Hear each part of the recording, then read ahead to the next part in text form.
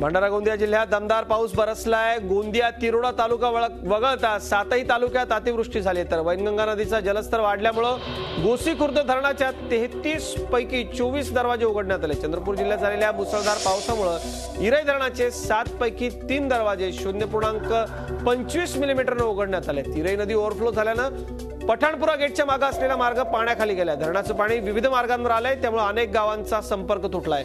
याच धरणातून वीज निर्मिती करता पाणी वापरलं जातं, त्यामुळे हा मोठा दिलासा आहे।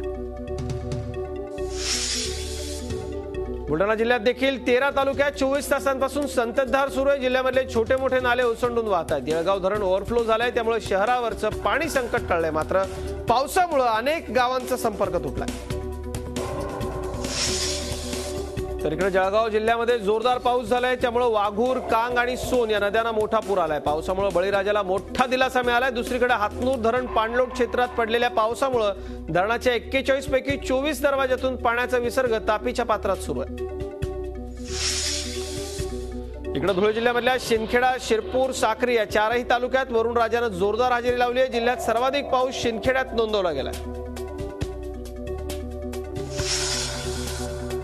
भाजीपाल्याचं आणि कांद्याचं कोठार समजल्या जाणाऱ्या नाशिक जिल्ह्यातही चांगला पाऊस सुरू आहे। गोदावरी दुथडी भरून वाहते। जिल्ह्यामधल्या बळीराजाकरता निश्चितच दिलासा देणारा हा पाऊस आहे।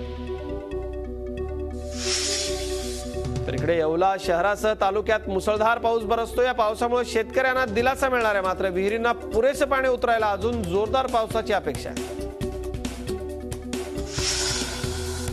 मनमाडसह नांदगाव, मालेगाव, कळवण, सटाणा आणि देवळा या कसमादे पट्ट्यामध्ये परतीच्या पावसानं जोरदार हजेरी लावली आहे। या पावसामुळे विशेषतः आता कांदा लागवड केलेला शेतकरी मोठ्या प्रमाणावर सुखावला।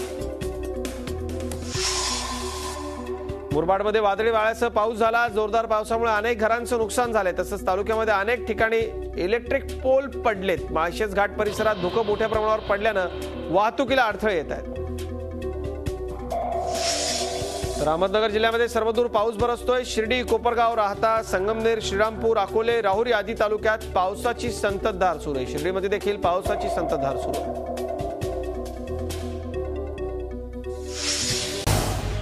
झी 24 तास रहा एक पाऊल पुढे।